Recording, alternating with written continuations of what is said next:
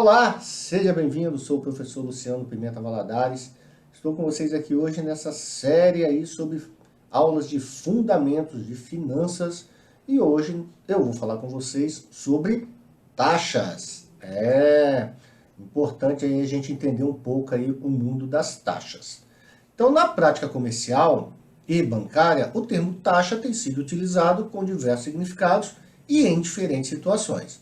Assim, é importante distinguir alguma dessas situações para que se possa aplicar os conceitos e as fórmulas adequadamente. Bom, diversas abordagens sobre taxas de juros, então, que o que a gente quer saber sobre taxas de juros. Então, a gente tem, quanto à comparação entre taxas, então, taxas proporcionais entre si, taxas equivalentes entre si. Temos também aí quanto à forma de capitalização, que são as taxas de juros simples, taxas de juros compostos e taxas efetivas. E ainda taxas nominais. Bom, em ambiente inflacionário, a gente tem aí as taxas aparentes e taxas de inflação ou de correção monetária. Também temos taxas reais.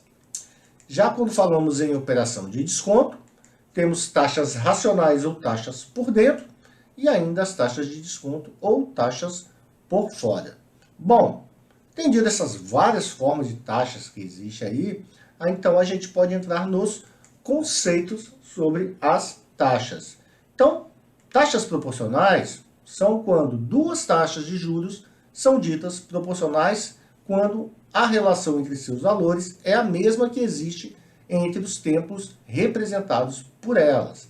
Então, como exemplo aí, deixa eu pegar aqui o meu apontador laser para ficar mais fácil da gente acompanhar.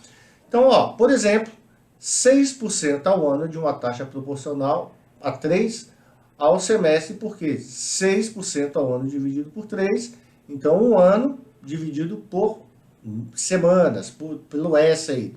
2S sobre 1S igual a 2. Então, outros exemplos proporcionais.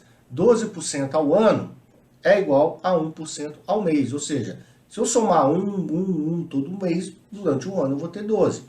24% ao trimestre é igual a 8% ao mês. Ou seja, já que eu estou falando de trimestres, são 3 meses, se eu divido aí 24% em 3 meses, eu vou ter 8% ao mês. Temos as taxas equivalentes. Duas taxas de juros são denominadas equivalentes entre si quando aplicadas ao mesmo capital durante um mesmo período de tempo. Reproduzem a mesma quantia de juros ou ao mesmo montante. Então temos aí também, exemplo, calcular a taxa trimestral equivalente a 13,5% em juros simples. Então a gente tem aí os dados, né, da taxa ao ano e a gente quer saber dessa taxa ao trimestre. Então a solução, se a gente tem aqui a taxa, né, trimestral, ou seja, o que é um trimestre dentro do ano? Eu pego o ano e dividir por 3. Quando eu faço isso aí, então eu estou pegando lá minha taxa de 13,5% ou 0,135, lembrem disso, que na hora que eu divido, eu vou ter 3,375%. Resposta, dado aí aos arredondamentos, eu tenho aí 3,38% ao trimestre, tá? Então, uma taxa de 13,5% ao ano, ela equivale à taxa de 3,38% ao trimestre. Muito bem. Temos aí outro exemplo. Calcular a taxa mensal equivalente a 14% ao semestre em juros compostos. Então, nos juros compostos, estão aí todos os dados do exercício. E aí a gente tem a solução. Quando a gente resolve a equação, olha o que acontece aqui, ó. Lembra? Juros compostos. Lá na aula de juros compostos, que você tem aí à sua disposição, a gente vê que ela é elevado a um valor. Então, na hora que eu faço todas as contas, eu tenho que usar a conta de juros compostos. Nesse caso aqui, a resposta é 2,25%, 21% ao mês. Já na questão de taxa nominal, denomina-se taxa nominal a toda taxa de juros que é apresentado com um período de capitalização diferente da unidade de tempo da taxa. Então, exemplo, calcular a taxa efetiva anual de 10% ao ano, compostos mensalmente. Então, temos os dados e a solução já aí também. Então, quando a gente isola a taxa também aqui, lembrando que estamos falando de juros compostos, então temos que usar toda a fórmula de juros compostos, a gente vai chegar numa resposta de 10,47%. Já com referência à taxa de inflação, em ambiente de inflação, é importante se desdobrar a taxa efetiva em duas partes. A que corresponde ao componente meramente inflacionário e a dos juros propriamente ditos. Temos então as seguintes taxas. Taxa aparente de juros é a taxa efetiva de juros, contendo, porém, o componente da inflação, ou seja, taxa de juros mais a taxa de inflação. Taxa de correção monetária corresponde à atualização da perda do poder aquisitivo do dinheiro pela inflação. Exemplo, saiu uma nota, eu até coloquei no meu Instagram, né, lá, e no meu Facebook, e também no meu LinkedIn, eu coloquei em todos, foi tão interessante que eu coloquei em todos. Uma notícia aí, né, que R$100 hoje compraria, como é que é o negócio?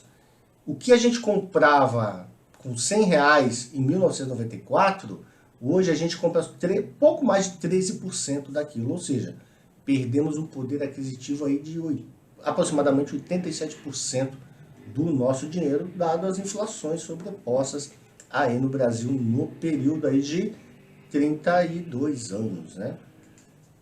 Taxa real de juros é também uma taxa efetiva de juros, mas sem o componente da inflação. Então, não estou colocando inflação, eu vou te cobrar 10% de juros. 10% de juros. Então, taxa real de juros. Lembrando que a taxa real de juros não existe, né, gente? Que sempre vai estar o componente inflação junto.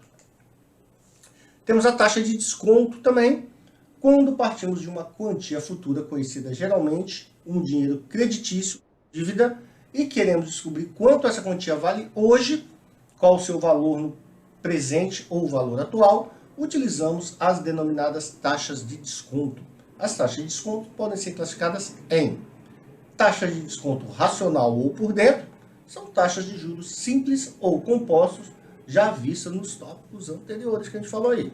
E a taxa de desconto bancário podem ser de juros simples ou compostos, predominando o primeiro e praticamente inexistindo o segundo. Ninguém vai te dar desconto composto, o desconto é de uma vez só, é simples, tá? Por isso que é praticamente inexistente.